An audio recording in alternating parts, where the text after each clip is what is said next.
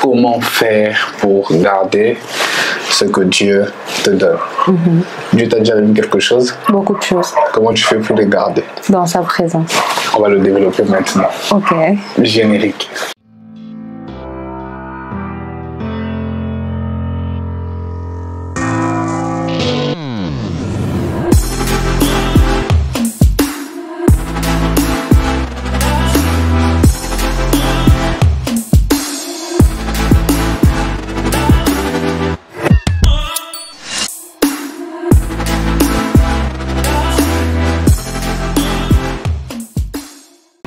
Shalom peuple de Dieu, bonjour à vous, je vous crois très bien portant de là où vous êtes. Nous vous recevons au nom du Seigneur Jésus. Salut Karine. Salut. Ça va? Ça va et toi? Ça va aussi. Très heureux de nous revoir encore aujourd'hui pour vous parler de la part du Seigneur, et notre prière d'aujourd'hui, c'est que Dieu permette à quelqu'un de conserver ce que Dieu le donne. C'est un thème que Madame a eu. Elle juge qu'il est très important de savoir garder ce que Dieu nous donne, et ma prière, c'est que par les petites explications qu'on vous donnera, que vous puissiez apprendre à garder ce que Dieu vous donne, n'est-ce pas? Je continue? Bah oui, tu continues. Alors, ok. Nous ouvrons nos Bibles dans le livre de Luc 17, le verset 11. La Bible dit ceci. Tandis que Jésus faisait la route vers Jérusalem, il passa le long de la frontière qui sépare la Samarie de la Galilée. Il entrait dans un village qu'on dit lépreux virent à sa rencontre et se tirent à distance. Ils se mirent à crier: Jésus, Maître, aie pitié de nous. Jésus le vit, Jésus les vit, car ils étaient à 10, et leur dit: allez vous faire examiner par les prêtres. Pendant qu'ils y allaient, ils furent guéris. L'un d'entre eux, quand il vit qu'il était guéri, revint sur les pas en louant Dieu à haute voix. Il se jeta aux pieds de Jésus, le visage contre terre, et le remercia. Cet homme était un Samaritain. Jésus dit alors: tous les 10 ont été guéris, n'est-ce pas? Où sont les 9 autres qui ont reçu leur guérison? Personne n'a pensé à revenir pour remercier Dieu, sinon cet étranger. Puis Jésus lui dit: relève-toi et va, ta foi t'a sauvé. Vous savez, quand on lit ce texte, on se rend compte d'un point très important que l'on doit retenir. C'est que lorsque Dieu nous donne quelque chose, ce que nous sommes appelés à savoir, c'est qu'il donne pour un but. Dieu n'est pas un Dieu qui agit dans ta vie parce qu'il n'a pas de but. Chaque agissement de Dieu a un but derrière. Même derrière son amour, sache que Dieu a un but au travers de cet amour qu'il te donne. Même le fait qu'il nous a sauvés, le fait que par amour qu'il nous a remis Jésus-Christ, c'était avec un but de pouvoir nous sauver. Et donc à chaque fois que Dieu remet quelque chose, c'est avec le but de pouvoir nous aider. Et dans les points que j'ai voulu garder de ce message que nous allons vous donner aujourd'hui, je veux que nous puissions comprendre que premièrement, le but de Dieu, c'est de te donner quelque chose, mais avec son objectif derrière. Tu sais, lorsque Dieu est venu appeler Moïse, il remet à Moïse quelque chose de très capital. Il le remet un bâton.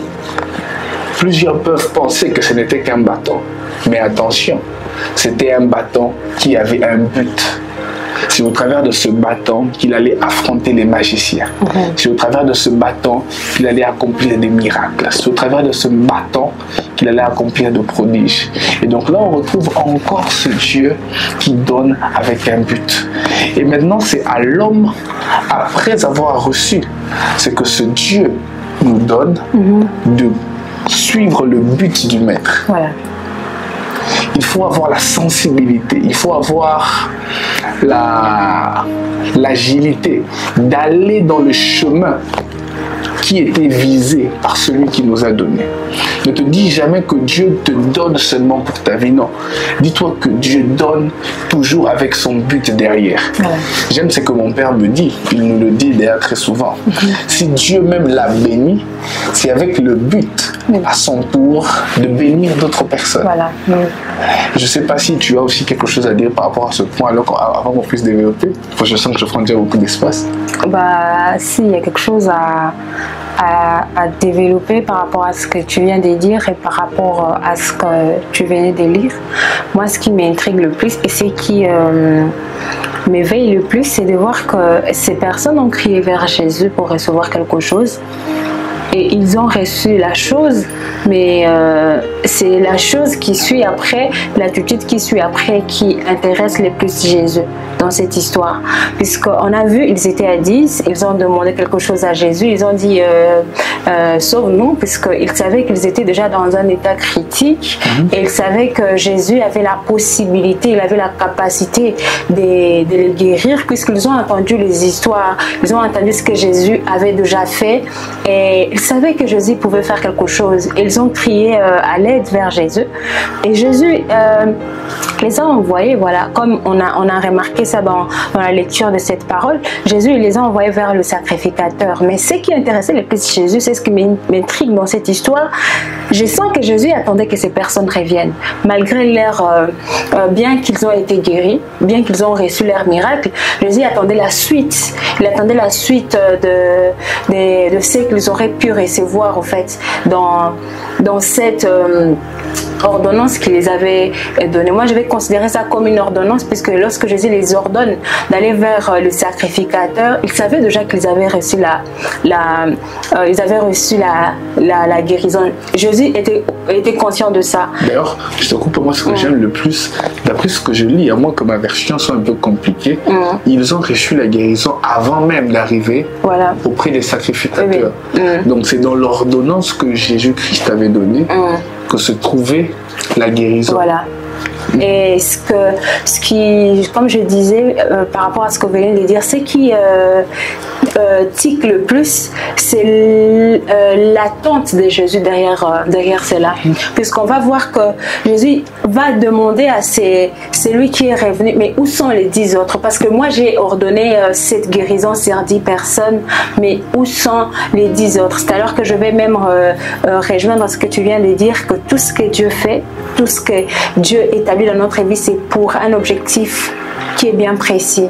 Et Jésus savait que la guérison de ces personnes était bien bonne, mais il y avait quelque chose de très important derrière cette guérison-là. C'était leur salut. Voilà, c'était leur salut. Et j'espère que par la grâce de Dieu, vous allez encore plus nous amener à comprendre combien nous devons conserver ce que nous recevons dans la présence de Dieu. D'ailleurs, c'est même pour ça que le corps du Christ doit comprendre ceci. Lorsque Dieu agit dans ta vie, c'est pour te sauver. Voilà. Point barre. Tout ce que Dieu fait dans ta vie, le but, c'est te sauver. Si Dieu te donne du travail, c'est pour te sauver. Si Dieu te donne des millions, c'est pour te sauver.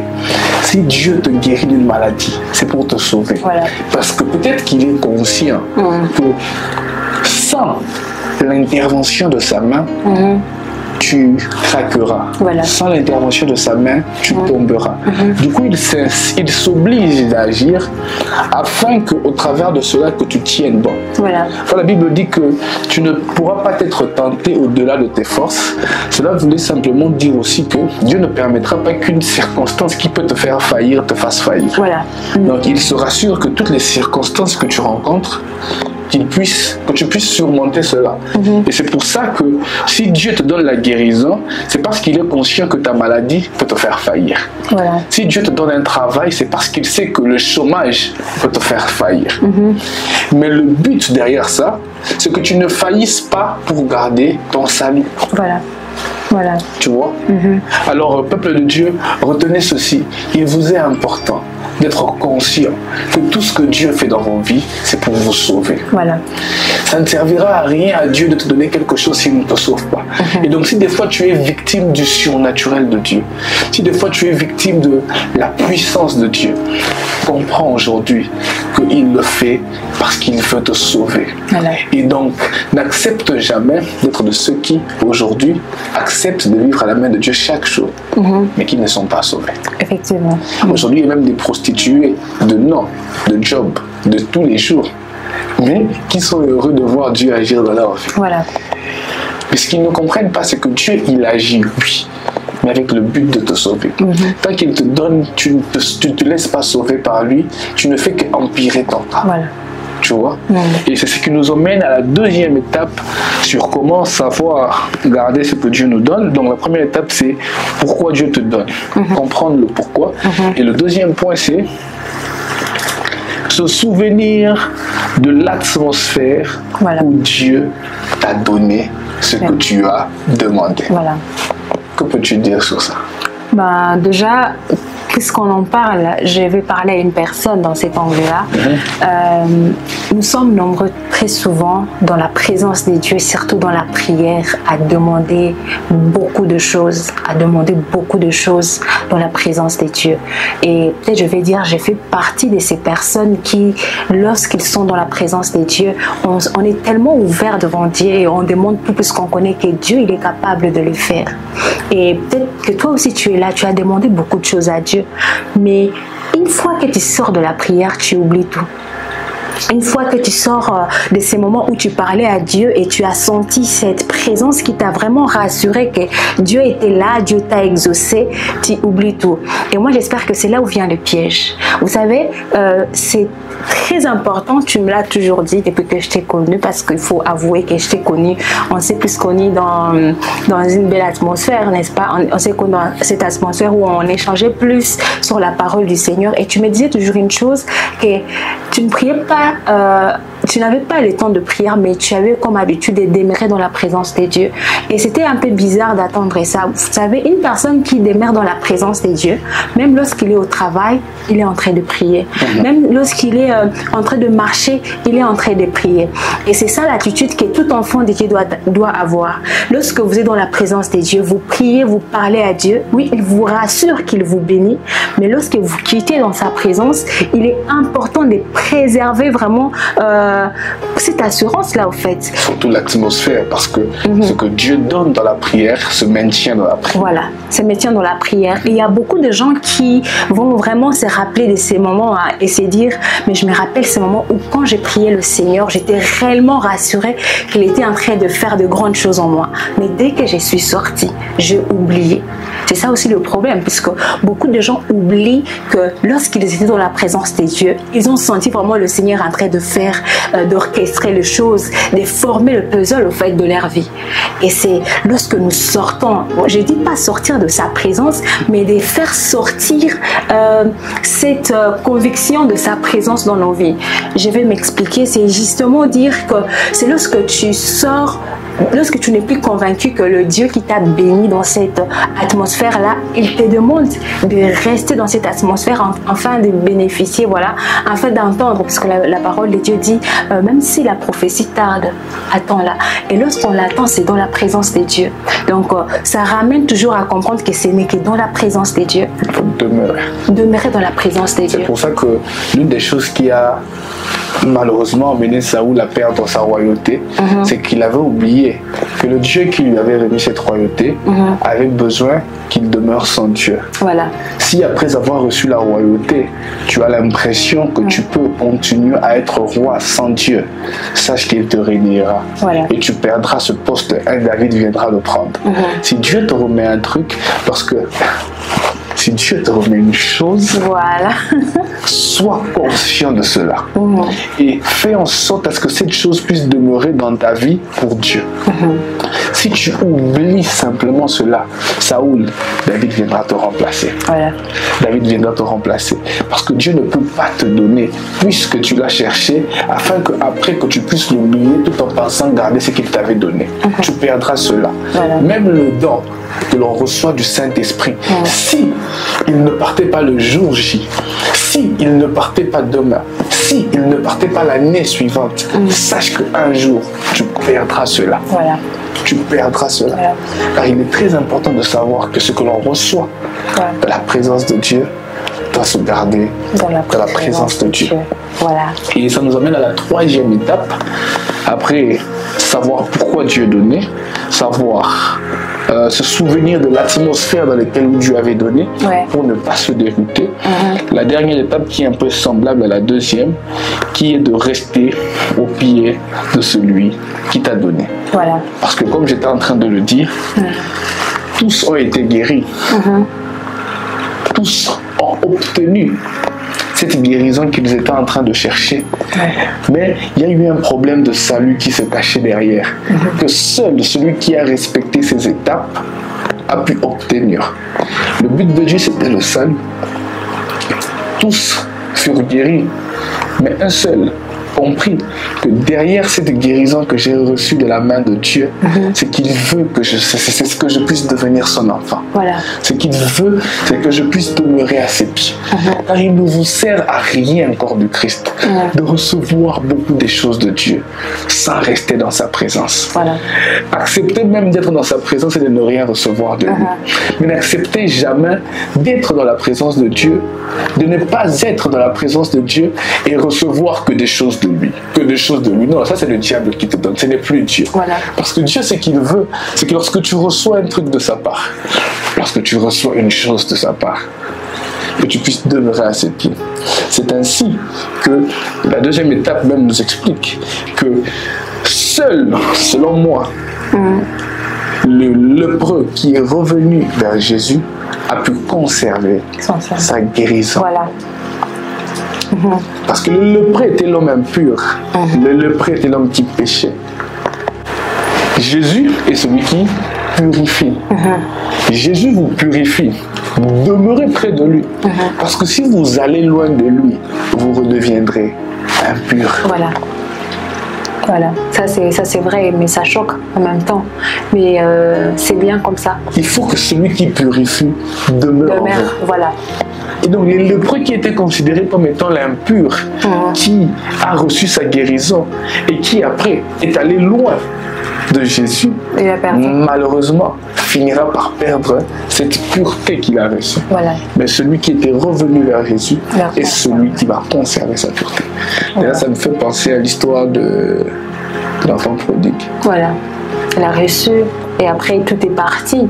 Il a tout fini, même, on va même voir comment il mangeait avec le porc, donc il a tout perdu. Mais gloire à Dieu, comme il a été conscient de se rappeler que c'était son père qui l'avait donné et son père possédait toujours cela. Donc même s'il revenait auprès du père, même les miettes, il pouvait même se contenter du miette.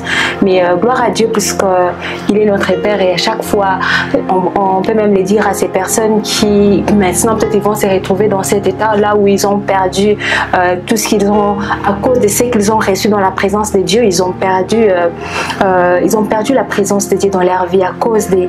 Je l'ai dit la fois passée, je l'ai dit à mon mari, j'ai dit beaucoup de gens sont attachés plus aux ressources qu'à la source. On est plus s'attacher à ce que Dieu nous donne, à Dieu lui-même. Donc comme il vient de le dire, restons attachés à Dieu et aussi en même temps ce qu'il nous donne, parce que tout ce que Dieu nous donne c'est pour notre bénédiction. Voilà. Il nous bénit afin que nous soyons, afin que nous croyons qu'il existe. Parce que moi je crois fermement qu'à chaque fois où Dieu même fait un miracle dans notre vie, c'est pour nous rappeler que je suis là, je suis présent, j'agis, mais que ces miracles-là ne vous éloignent pas de Dieu. Et Dieu n'a même pas de problème à te donner quelque chose. Voilà. C'est ainsi que lorsque le fils prodigue était en train de demander son héritage, le père le lui donna. Et détail, le père ne lui donna que. Le père ne lui donna pas que lui. Non. Tu viens parler? Oui. Donc, lorsque le fils demande l'héritage, le père donna et au fils aîné et au second. Voilà. Mais la différence intervient sur le fait où le second, après avoir obtenu la richesse de son père, est demeuré près du père. Voilà. Mais l'autre qui allait loin du père s'est retrouvé à perdre tout ce qu'il avait reçu. Car le but de Dieu, c'est de nous donner ce que l'on lui demande. Mais même s'il te donnait, ce qu'il veut de toi, c'est que tu puisses demeurer près de lui. Voilà. Je pense que c'est un peu ça. Sinon, je ne sais pas si tu as quelque chose à dire avant de clôturer. Voilà, tout ce que j'ai pu encourager à une personne, parce que je crois que tu es cette personne qui est derrière ton téléphone en train de nous suivre en ce moment, c'est qu'on a à te dire, c'est que conserve ce que Dieu te donne. Et le meilleur moyen de conserver ce que Dieu te donne, ce n'est que dans sa présence. Cultive tes moments d'intimité avec le Seigneur. Il te bénit, non pas seulement pour toi, mais aussi pour te rappeler que je suis là, et chaque fois que tu auras besoin de ma présence, que tu auras besoin que j'ajoute encore plus, je serai là, je serai présent. Donc reste attaché à ce que je suis, et surtout que ce que Dieu te donne ne t'éloigne pas de Dieu. Que ce que Dieu est en train de te donner ne t'éloigne pas de Dieu. Et toi qui es en train de prier, tu t'attends à Dieu. Laisse-moi te dire que Dieu va te bénir, Dieu va faire de grandes choses. Mais ce qu'il va te donner, que cela ne t'éloigne pas de sa présence. Par contre, que cela t'aide à maximiser tes moments d'intimité avec lui, afin que tu sois un homme grand, une femme grande, afin de témoigner continuellement le bienfait du Seigneur. Que Dieu vous bénisse abondamment. Je veux prier pour vous. Je prie dans le nom de Jésus, Père éternel, que tout celui qui a suivi ce message puisse être porteur de ta bénédiction, puisse être porteur de ce que tu vas lui donner, puisse être porteur de ce qu'il t'a demandé. Mais Dieu, je prie encore plus dans le nom de Jésus, que ce qu'il recevra ne puisse pas l'emmener à aller loin de ta face. Que rien de ce que Dieu ne va te donner puisse t'emmener à aller loin de sa face. Que tout ce que tu vas lui demander puisse d'ailleurs au contraire faire grandir ta foi en lui, ton amour envers lui, et que tu puisses encore accepter. Oh oui, et pendant que je le dis, l'Esprit me dit de dire à quelqu'un, toi Dieu même te donne d'autres personnes. Je prie que tout ce que Dieu te donnera puisse s'imposer en toi, afin que toi à ton tour puisses bénir les autres personnes qui eux aussi demandent à Dieu, mais que Dieu sait qu'il recevra au travers de ce qu'il t'avait remis. Je prie qu'il en soit ainsi dans le nom de Jésus. Prenez ce que Dieu vous donne et gardez-le dans sa présence, au nom puissant de Jésus-Christ. Amen. Que Dieu vous bénisse abondamment, et à nous revoir à la prochaine session. Nous faisons un effort d'être présents, et si vous êtes béni par ces moments, un commentaire, un message, un texto, un like, un partage, ne manquera pas de faire du bien à vous et à ceux de votre entourage que l'on pourra joindre. Que Dieu vous bénisse, et chrétien au quotidien. Au revoir. Perfect.